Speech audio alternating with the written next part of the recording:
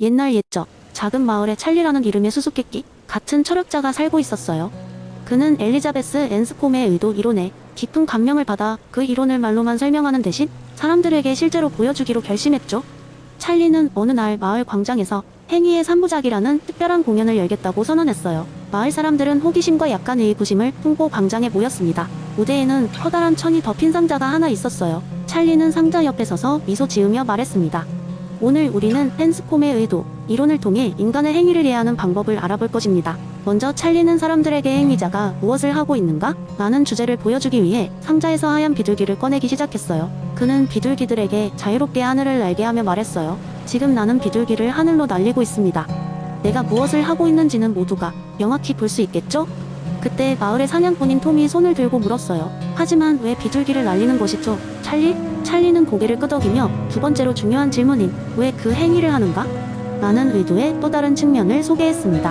그는 사람들에게 설명했어요. 나는 사람들이 하늘을 나는 비둘기를 보고 평화와 자유를 느끼길 바랍니다.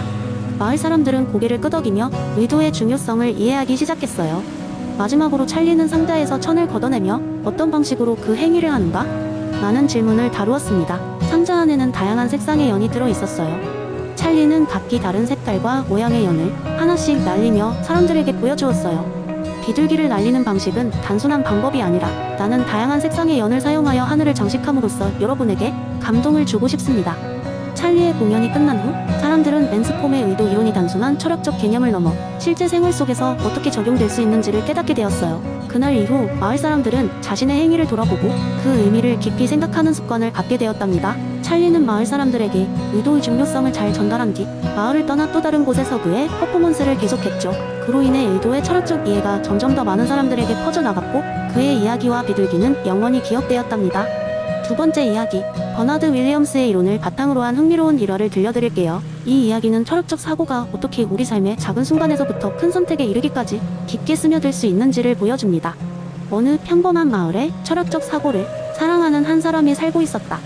그의 이름은 제임스였다. 제임스는 항상 자신이 내리는 모든 선택과 결정에 대해 깊이 생각했다. 그는 식료품을 살 때조차 환경과 건강에 미치는 영향을 고려해야 한다며 매번 시장에서 상품을 고르는 시간이 다른 사람들보다는 2배로 걸렸다. 어느 날 제임스는 중대한 결정을 내려야 할 처지에 놓였다.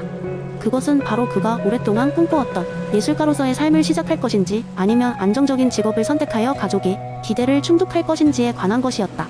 그의 마음속에는 항상 예술가로서의 삶이 자리 잡고 있었으며 어릴 때부터 그림을 그리면 마치 그 순간만큼은 세상과 완벽하게 연결되는 듯한 기분이 들곤 했다. 하지만 제임스의 가족은 그가 더 안정적이고 전통적인 삶을 살기를 바랐다. 부모님의 기대와 현실적인 문제들은 그를 늘 압박했지만 그는 자신의 정체성과 가치, 즉 윌리엄스가 말한 개인적 정체성과 관련된 삶의 중요성에 대해 깊이 고민했다. 제임스는 다음날 아침 평소처럼 동네 카페에서 커피를 마시며 고민에 잠겨 있었다. 그때 카페에서 일하는 젊은 바리스타가 그에게 물었다. 항상 이렇게 고민에 잠겨 계시네요.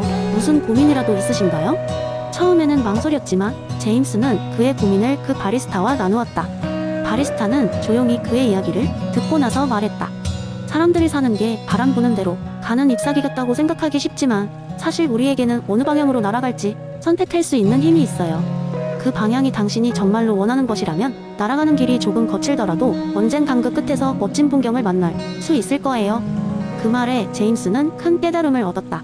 그는 철학적 사고가 꼭 추상적이거나 복잡한 것만이 아니라 일상의 작은 문장 한마디에도 스며들 수 있다는 것을 깨달았다. 윌리엄스의 이론처럼 그의 과거와 미래를 통합한 개인적 정체성을 바탕으로 한 삶의 가치는 결국 그가 이루어 나갈 방향을 결정짓는 힘이 됐다. 그 후 제임스는 용감하게도 예술가로서의 삶을 선택했다. 물론 그 길이 쉽지는 않았지만 그는 갈수록 자신의 선택에 확신이 섰다. 그는 자신의 작품을 통해 그의 이야기를 그리고 윌리엄스의 철학을 많은 사람들에게 전했다. 각자의 정체성과 가치에 충실한 삶을 살아야 한다는 메시지는 많은 이들에게 깊은 울림을 줬다. 이렇듯 제임스의 이야기는 우리에게 생각할 거리를 준다. 개인적 정체성과 가치가 우리의 윤리적 결정과 삶의 방향에 어떻게 영향을 미치는지를 보여주는 좋은 예가 아닐까 싶다. 그리고 그리하여 우리의 삶 속에서 진정한 의미를 찾기 위해 제임스처럼 우리 자신에게 진실할 필요가 있는지 성찰하게 된다. 세 번째 이야기, 옛날 어느 마을 애국 정쟁이 콜롬보라는 별명을 가진 양치기가 있었습니다. 그는 항상 무언가에 대해 골똘히 생각하고 걱정하는 습관이 있었죠. 이렇게나 저렇게나 사람들은 그를 걱정쟁이라고 불렀지만 사실 마을 사람들에게도 사랑받는 인물이었어요. 그의 엉뚱한 걱정거리들 덕분에 마을 사람들은 늘 웃음꽃을 피우곤 했으니까요. 어느 날 골룸보는 양들을 데리고 들판을 거닐다 문득 하늘을 올려다보았습니다. 오늘 저녁에 비가 올지는 모르겠군. 아, 비가 올 텐데 빨래를 말려야 하는데. 그는 혼잣말로 중얼거렸습니다. 사실 그날 하늘은 푸르고 맑았으며 비가 올 조짐은 전혀 없었죠. 나중에 마을로 돌아온 그는 당장 비에 대해 가족들에게 걱정하며 어떻게 해야 할지 모르겠다며 탄식했습니다. 그의 이러한 모습을 보고 친구인 철학자 조르바가 조용히 웃으며 접근했습니다. 골룸보, 마을에서 가장 큰 비결을 알려줄까? 비가 오든 안 오든 내가 통제를 할 수 있는 것은 아니잖아?